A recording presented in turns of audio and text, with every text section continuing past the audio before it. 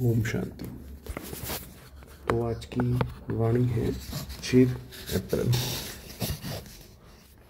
2025। प्रातः मुरली ओम शांति। बाप दादा मधुबन। डिवाइस है ये 15 दिसंबर 2004। बाप दादा की विशेष आशा, हर एक बच्चा दुआएं दे और दुआएं ले। आज बाप दादा अपने चारों ओर के बेफिक्र बादशाहों की सभा को देख रहे हैं। आज अमृत वेले भी बाबा ने इसी के लिए बोला था कि बेफिक्र बादशाहों की, हमें किसी चीज़ की फिक्र नहीं है, तो हम बेफिक्र हैं, तो बेफिक्र बादशाह हैं। ये राजसभा सारे कल्प में इस समय ही है। रूहानी फ़कूर में रहते हो इसलिए बेफिक्र बादशाह। तो हम रूहानी फ़कूर में हैं इसलिए बेफिक्र बादशाह हैं। सवेरे उठते हैं तो भी बेफिक्र, ऐसा नहीं सवेरे उठते ही ये विचार चलने लगे, इस चीज़ की चिंता, उस चीज़ की चिंता। चलते फिरते कर्म करते भी बेफिक्र, और सोते हो तो भी बेफिक्र नींद में सोते हो। जैसे छोटे बच्चे सोते हैं ऐसी हमारी नींद बेफिक्र। ऐसे अनुभव करते हो ना, बेफिक्र हैं, बने हैं व बन रहे हैं। पूछ रहे बाबा कि बन चुके हो या बन रहे हो? बन गए हैं ना। बेफिक्र और बादशाह हो, स्वराज्य अधिकारी, इन कर्मेंद्रियों के ऊपर राज्य करने वाले बेफिक्र बादशाह हो। बादशाह क्यों बोला?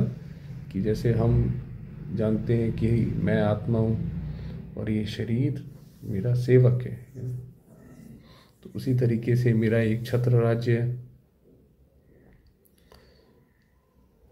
तो अर्थात स्वराज्य अधिकारी हो। तो ऐसी सभा आप बच्चों की ही है। कोई फिक्र है कोई फिक्र? क्योंकि अपने सारे फिक्र बाप को दे दिए हैं।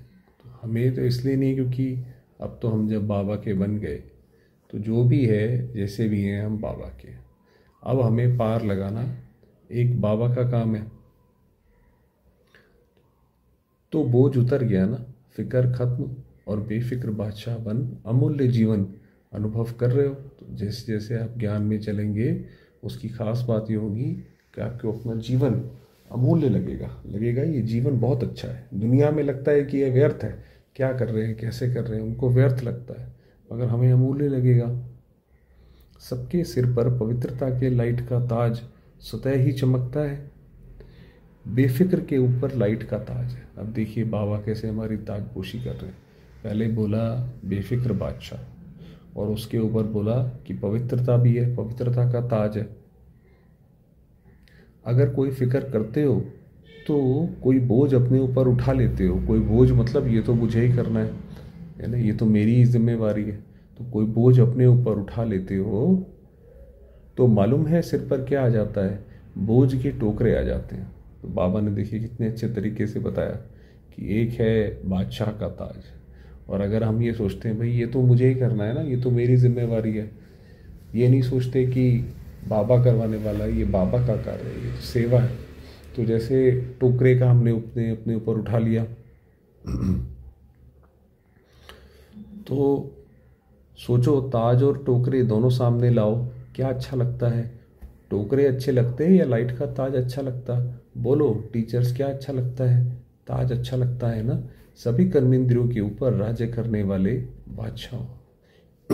पवित्रता लाइट का ताजधारी बनाती है, इसलिए आपके यादगार जड़ चित्रों में डबल ताज दिखाया है। आप देखिए जो भी देवताओं के, एक तो उनको वैसे रतन जड़ित ताज दिखाते हैं फिजिकल कि भाई वो पहना हुआ उन्होंने, और उसके पीछे दिखाते हैं कि जैसे लाइट का ताज है, लाइट है पीछे, है ना। खासकर महात्मा बुद्ध का भी आप देखेंगे उसमें दिखाते हैं।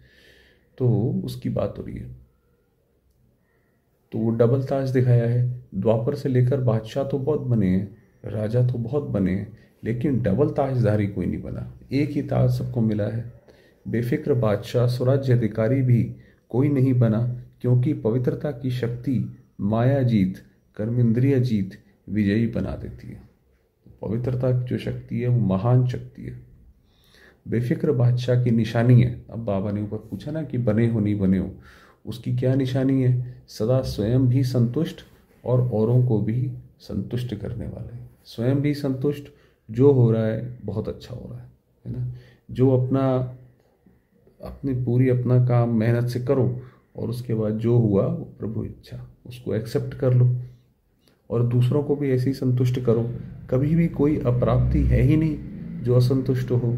जहाँ अप्राप्ति है वहाँ असंतुष्टता है, जहाँ प्राप्ति है वहाँ संतुष्टता है। भाई जहाँ पे कोई चीज़ मिल रही है, व्यक्ति का पेट भरा हुआ रहता है कि उसको रहता है भाई यह चीज़ ठीक है ना, इसमें हमें और नहीं चाहिए। जब लगता है कोई चीज़ नहीं है तो उनमें असंतुष्टता आती है। ऐसे बने हो, चेक करो। सदा सर्वप्राप्ति स्वरूप संतुष्ट हैं, गायन भी है। अप्राप्त नहीं कोई वस्तु, देवताओं के नहीं लेकिन ब्राह्मणों के खजाने में। हमारे लिए ये गायन है, तो हमेशा ये जो गायन है ये हम बुद्धि में रखें। संतुष्टता जीवन का श्रेष्ठ श्रृंगार है, श्रेष्ठ वैल्यू है। तो संतुष्ट आत्माएं हो ना। बाप दादा ऐसे बेफिक्र बादशाह बच्चों को देख खुश होते हैं। तो पहले बताया कि किसको देख रहे हैं, फिर पूरी जैसे हमारी ताजपोशी करी, फिर उसके बाद निशानियां बताई कि क्या क्या निशानी है जिससे हम अपने आप को पता कर सकते हैं और बनना कैसे है। वाह मेरे बेफिक्र बादशाह, वाह वाह वाह वाह हो ना। हाथ उठाओ जो बेफिक्र हैं। बेफिक्र, फिक्र नहीं आता, कभी तो आता है नहीं, अच्छा है। बाबा तो क्योंकि वो तो हमारा पिता है तो जानता है कि हम कैसे हाथ उठा रहे हैं। तो बेफिक्र बनने की विधि बहुत सहज है, मुश्किल नहीं है। अब बाबा बता रहे भई अगर चलो नहीं भी बने हो तो उसकी क्या विधि है। सिर्फ एक शब्द की मात्रा का थोड़ा सा अंतर है। वह शब्द है मेरे को तेरे में परिवर्तन करो। वही कहा कि भाई कुछ भी मेरा नहीं है, इस सृष्टि में कुछ भी मेरा नहीं है। हमारा तो बस एक शिव बाबा है ना। बस मेरे को तेरा कर दो। भाई ये तेरा है, ये शिव बाबा जो भी है, ये नौकरी चाकरी संबंध जो भी है काम है वो तेरा है, मेरा नहीं तेरा। तो हिंदी भाषा में मेरा भी लिखो और तेरा भी लिखो तो क्या फ़र्क होता है, मैं और ते का, लेकिन फ़र्क कितना हो जाता है। तो आप सब मेरे मेरे वाले हो या तेरे तेरे वाले हो। इसीलिए हमेशा अपनी बोलचाल में भाषा में भी यही रखने की कोशिश करें कि बाबा करवाने वाला है, बाबा करवाएगा, तो आपको चिंता नहीं होगी कोई। तो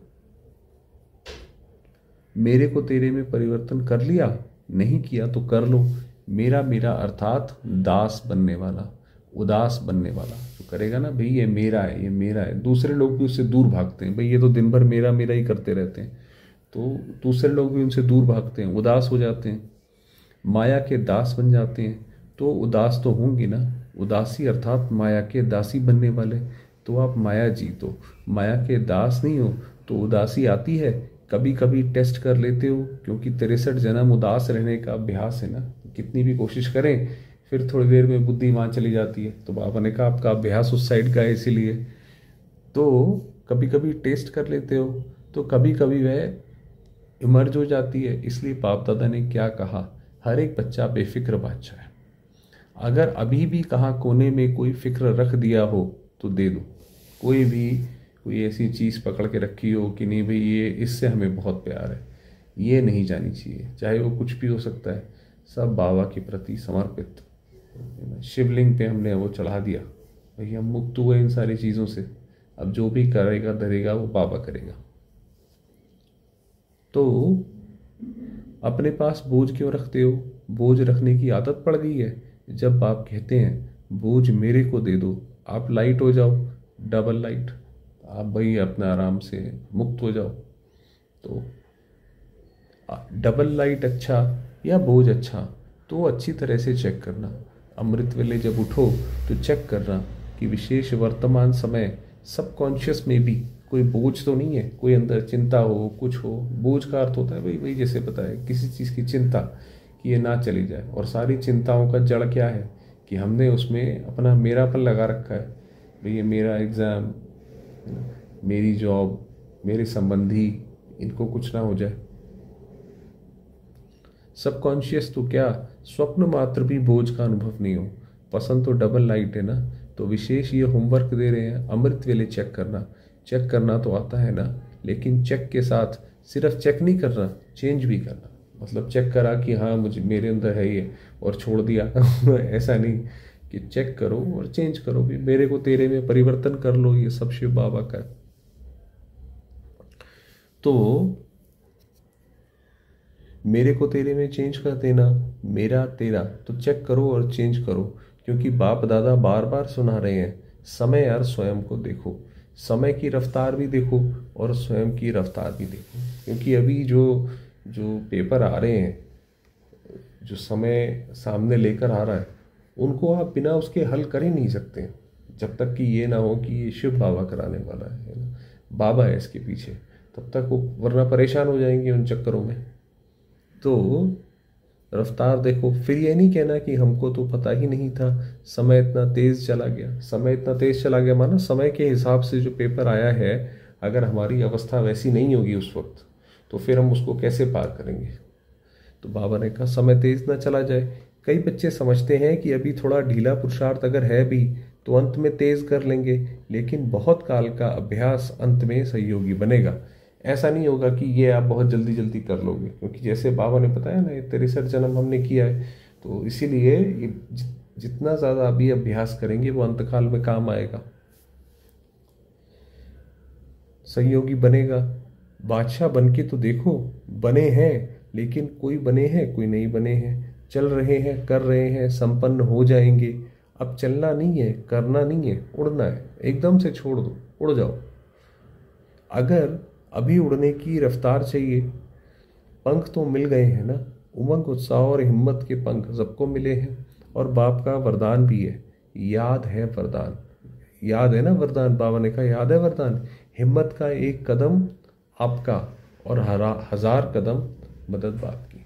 भी आप अपने बस ये कदम रखो कि ये सब शिव बाबा का, हिम्मत रखो इसमें, ऐसा नहीं डगमगाओ नहीं, तो कोई बाबा कोई ले तो रहा नहीं है, तो और हम किसी चीज़ को पकड़ के क्या करेंगे जब सारी चीज़ें तमो प्रधान है। तो सब कुछ बाबा का। अच्छा, तो बाप की, क्योंकि बाप का बच्चों से दिल से प्यार है, तो प्यार वाले बच्चों की बाप मेहनत नहीं देख सकते हैं। मोहब्बत में रहो तो मेहनत समाप्त हो जाएगी। मोहब्बत में रहो भाई, जो भी सब कुछ है बाबा के प्रति कुर्बान है ना। पहचान लो बाबा को, समझ लो अच्छी तरह से, अब तो समय नहीं रह गया। तो मेहनत अच्छी लगती है क्या? थक तो गए हो, 63 जन्म भटकते भटकते मेहनत करते थक गए थे, और बाप ने अपनी मोहब्बत से भटकने के बजाय 3 तख्त के मालिक बना दिया। 3 तख्त जानते हो? जानते क्या हो? लेकिन तख्त निवासी हो। तख्त निवासी, ये बहुत अलग शब्द बाबा ने यूज करा कि तख्त निवासी हो। अकाल तख्त निवासी भी हो, बाप दादा के दिल तख्त नशीन भी हो, और भविष्य विश्व के राजा के राज्य के तख्त नशीन भी हो। 3 तख्त कौन से बताए? एक तो अकाल तख्त कि मैं आत्मा इस काल से परे इस अकाल तख्त पर विराजमान हूँ, कि मुझे कोई काल नहीं खा सकता, तो इसलिए सारी चिंताएं खत्म। दूसरा तख्त है बाप दादा के दिल तख्त नशीन, कि शिव बाबा जो हमसे स्नेह करता है वो करता ही रहेगा, पूरे कल्प में भी हमेशा ही करता रहेगा। हमारा कभी भी संबंध बाबा से खत्म नहीं होगा। और तीसरा है भविष्य राज्य, कि भविष्य में भी जो हमें राज्य मिलना है वो भी पक्का है, वो हमसे कोई छीन नहीं सकता। तो ये 3 मिलेंगे मिलेंगे। तो बाप दादा सभी बच्चों को तख्त नशीन देख रहे हैं। ऐसा परमात्मा दिल तख्त सारे कल्प में अनुभव नहीं कर सकेंगे। क्या समझते हैं पांडव? बादशाह है, हाथ उठा रहे हैं, तख्त नहीं छोड़ना। देह भान में आए अर्थात मिट्टी में आ गए। जैसे ही सोचा ये मेरा मेरा है, तो भाई मिट्टी में आ गए। आप देखिए कितना सहज पुरुषार्थ है, बस यही काम करना है, बस मेरे को तेरा करना है। जो भी है अपने को निश्चित रखो। कैसे भाई? जो भी मेरा है वो तेरा है। ये देह मिट्टी है, तख्त नशीन बनो तो बादशाह बने। जब अपने को ऐसा समझोगे कि ये तीनों चीज़ें हमें मिली हैं, तो ये इससे परे होता जाएगा। बाप दादा सभी बच्चों के पुरुषार्थ का चार्ट चेक करते हैं। 4 ही सब्जेक्ट में कौन कौन कहाँ तक पहुँचा है, तो बाप दादा ने हर एक बच्चे का चार्ट चेक किया कि बाप दादा ने जो भी खजाने दिए हैं वह सर्व खजाने कहाँ तक जमा किए हैं। तो जमा का खाता चेक किया, क्योंकि खजाने बाप ने सबको एक जैसे एक जितना दिया है, कोई को कम कोई को ज़्यादा नहीं दिया है। जैसे बाबा की मदद है ना, तो ऐसा नहीं है कि बाबा महारथियों की मदद ज़्यादा करता है, दूसरे बच्चों की कम करता है। ये बाबा ने इस बात का ये मतलब है, जो ज्ञान महारथियों के पास है वही सबसे नीचे वाले के भी पास है। बस नीचे वाला हिम्मत नहीं रखता, ऊपर वालों ने हिम्मत रखी तो वो आगे चले गए। खजाने जमा होने की निशानी क्या है? खजाने का तो मालूम ही है ना, सबसे बड़ा खजाना है श्रेष्ठ संकल्प का खजाना। भाई हमें ये पता हो कि हमें पूरे दिन श्रेष्ठ संकल्प में कैसे रहना है, तो अगर वो पता है तो खजाना जमा है। संकल्प भी खजाना है, तो वर्तमान समय भी बहुत बड़ा खजाना है, क्योंकि वर्तमान समय में जो कुछ प्राप्त करने चाहो, जो वरदान लेना चाहो, जितने अपने को श्रेष्ठ बनाने चाहो, उतना भी बना सकते हैं, अब नहीं तो कब नहीं। जैसे संकल्प के खजाने को व्यर्थ गंवाना अर्थात अपने प्राप्तियों को गंवाना, ऐसे ही समय के एक सेकंड को भी व्यर्थ गंवाया, सफल नहीं किया तो बहुत गंवाया। साथ में ज्ञान का खजाना, गुणों का खजाना, शक्तियों का खजाना और हर आत्मा और परमात्मा द्वारा दुआओं का खजाना। तो ये सारे खजाने पता है भाई। ज्ञान का खजाना, किसी भी चीज़ से कैसे निकलना है, अगर किसी के अंदर ज्ञान का खजाना पूरा होगा तो वो हर परिस्थिति से निकलना जानता होगा, है ना। तो ऐसे सारे खजाने बताए। सबसे सहज है पुरुषार्थ में दुआएं दो और दुआएं लो। सबसे आसान पुरुषार्थ क्या है भाई? आप जिससे भी मिलो उसको दुआएं दो, बहुत अच्छा भाई, आपका भी बहुत भला हो, कल्याण हो। सुख दो और सुख दो, सुख लो, ना दुख दो ना दुख लो।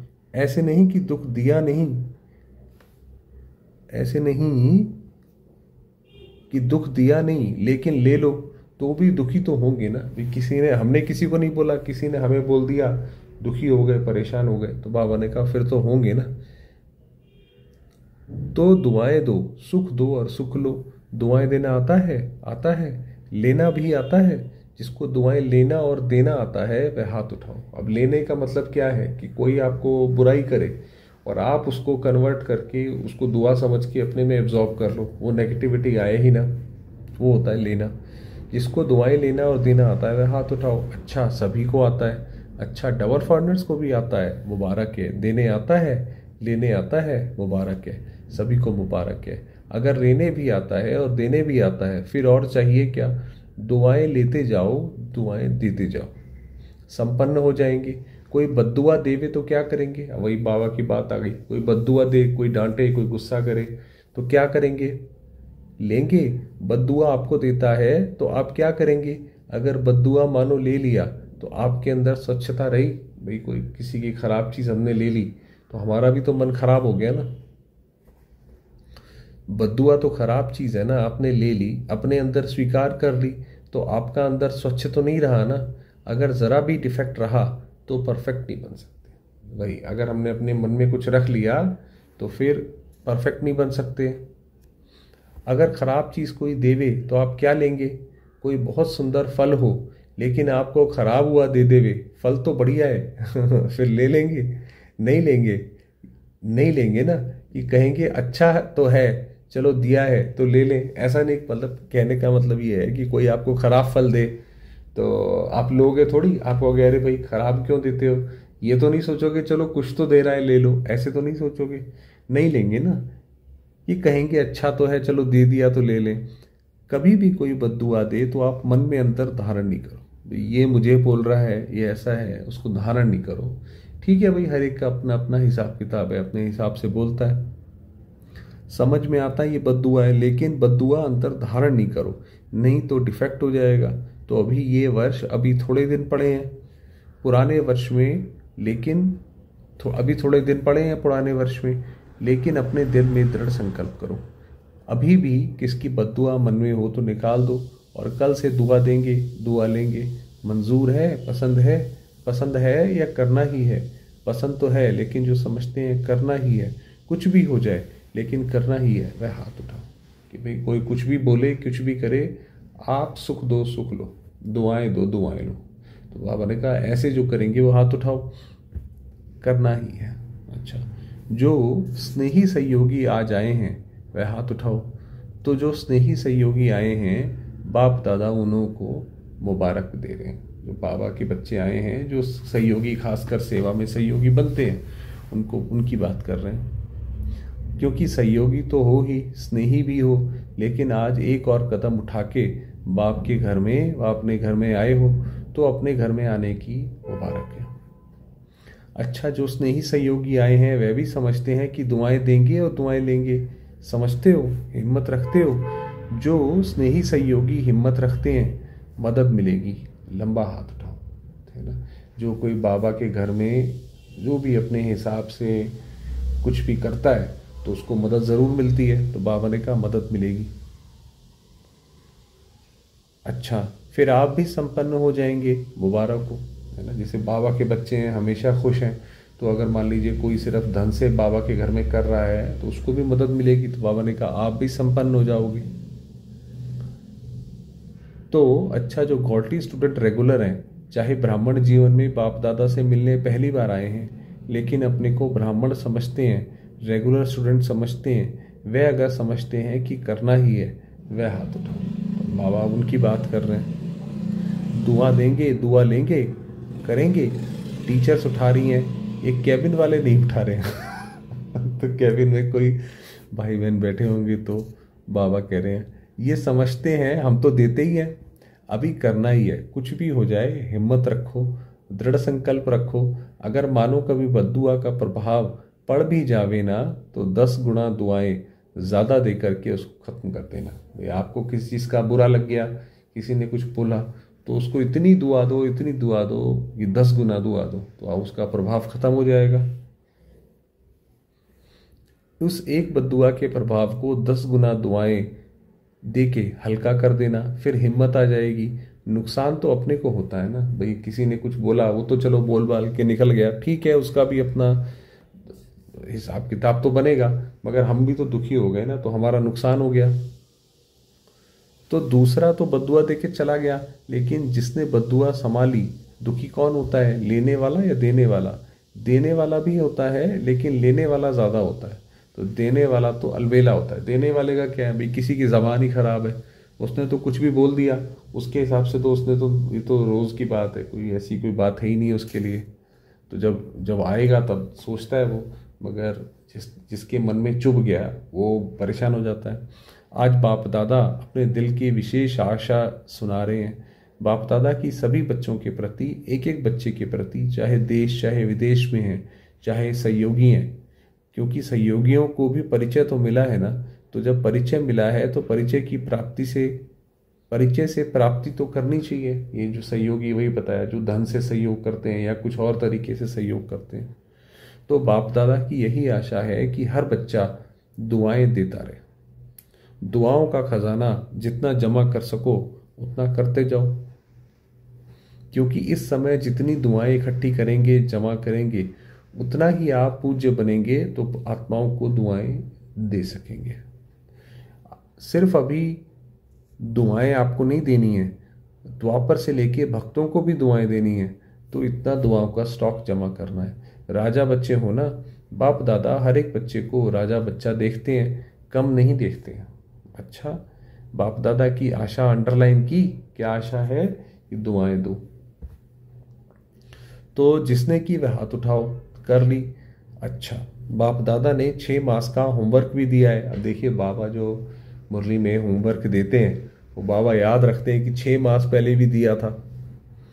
याद है, टीचर्स को याद है, लेकिन ये दृढ़ संकल्प की रिजल्ट 1 मास की देखेंगे, क्योंकि नया वर्ष तो जल्दी शुरू होने वाला है। 6 मास का होमवर्क अपना है, लेकिन ये 1 मास दृढ़ संकल्प की रिजल्ट देखेंगे। कोई ये सोचे अरे 6 महीने के बाद सोचेंगे ना, तो बाबा कह रहे नहीं, पहले तो 1 मास की देखेंगे। तो ठीक है ना, टीचर्स 1 मास ठीक है, पांडव ठीक है। अच्छा, जो पहली बार मधुबन में पहुंचे हैं वह हाथ उठाओ। बहुत अच्छा।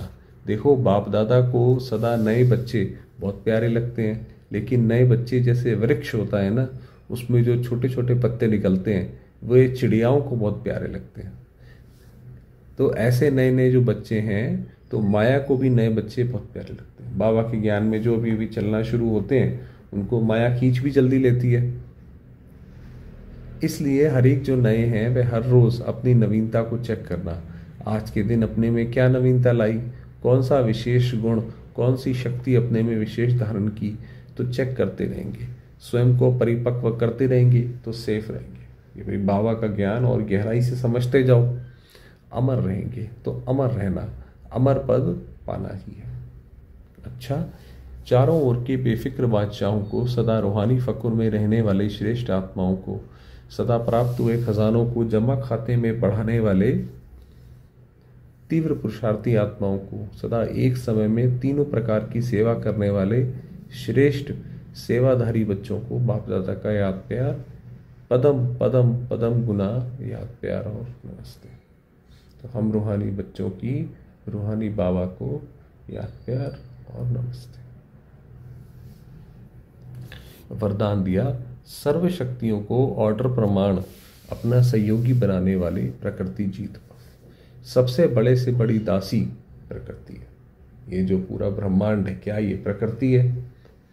तो जो बच्चे प्रकृति जीत बनने का वरदान प्राप्त कर लेते हैं, उनके ऑर्डर प्रमाण सर्व शक्तियां और प्रकृति रूपी दासी कार्य करती है। अर्थात समय पर सहयोग देती है, कार्य करती है, माना समय पर सहयोग देती है। भाई ड्रामा होगा, आपका कोई काम अटका होगा, उसी वक्त हो जाएगा, ये सहयोग हो गया। प्रकृति है, शरीर से कोई दिक्कत आएगी, उस वक्त सहयोग मिल जाएगा। लेकिन यदि प्रकृति जीत बनने के बजाय अलबेलेपन की नींद में व अल्पकाल की प्राप्ति के नशे में व वर्ष संकल्पों के नाच में मस्त होकर अपना समय गंवाते हो, तो शक्तियां ऑर्डर पर कार्य नहीं कर सकती। अगर हमने समय अपना गंवाया तो नहीं करेगी। इसलिए चेक करो कि पहले मुख्य संकल्प शक्ति, निर्णय शक्ति और संस्कार की शक्ति तीनों ही ऑर्डर में है। बाबा ने कहा चेक करो। स्लोगन है, बाप दादा के गुण गाते रहो कि वाह बाबा वाह, ये आपने किया, वाह बाबा वाह। तो स्वयं भी गुणमूर्त बन जाएंगे। तो वो गुण आपके अंदर भी आ जाएंगे। बाबा की जब महिमा करते रहोगे तो अव्यक्त इशारे कंबाइंड रूप की स्मृति से सदा विजयी बनो। अब कंबाइंड रूप का ही चल रहा है। कंबाइंड सेवा के बिना सफलता असंभव है। ये ऐसा है कि हम सोचें खुद जाके करके आ जाएंगे, नहीं होगा वो। ऐसे नहीं कि जाओ सेवा करने और लौटो तो कहो माया आ गई, मूड ऑफ हो गया। अभी गए थे सेवा करने, उन्होंने ध्यान नहीं दिया और ही मूड ऑफ हो गया, डिस्टर्ब हो गए। इसलिए अंडरलाइन करो, सेवा में सफलता या सेवा में वृद्धि का साधन है स्व की सेवा और सर्व की कंबाइंड सेवा। तो पहले अपनी सेवा, फिर दूसरों की सेवा, ऐसे। चलिए, ओम शांति।